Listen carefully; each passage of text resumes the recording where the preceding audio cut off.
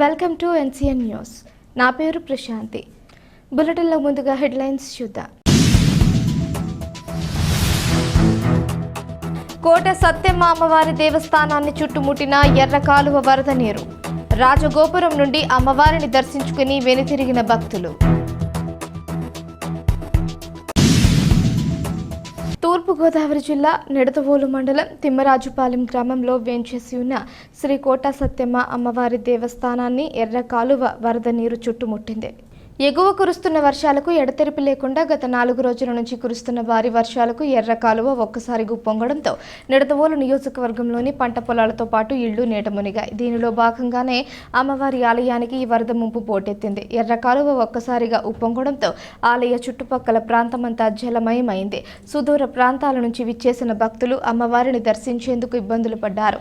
ఆలయ ప్రాంగణమంతా వరద నీటితో నిండిపోవడంతో భక్తులు అమ్మవారిని రాజగోపురం నుంచి దర్శనం చేసుకుని వెనుతిరిగారు. ఎర్ర కాలువ నీరు కోట సత్యమ్మ అమ్మవారిని పాదాలు తాకిందని, గంగమ్మ తల్లి కోట సత్యమ్మ అమ్మవారి పాదాలను కడిగి ఈ ప్రాంతాన్ని పునీతం చేసిందని భక్తులు చెబుతున్నారు. వరద ముంపు తగ్గగానే కోట సత్యమ్మ అమ్మవారి దేవస్థానంలో పారిశుద్ధ్య పనులు చేపట్టి భక్తులకు ఎటువంటి అసౌకర్యం కలగకుండా జాగ్రత్తలు తీసుకునేందుకు అధికారులు, ఆలయ సిబ్బంది సంసిద్ధంగా ఉన్నారు.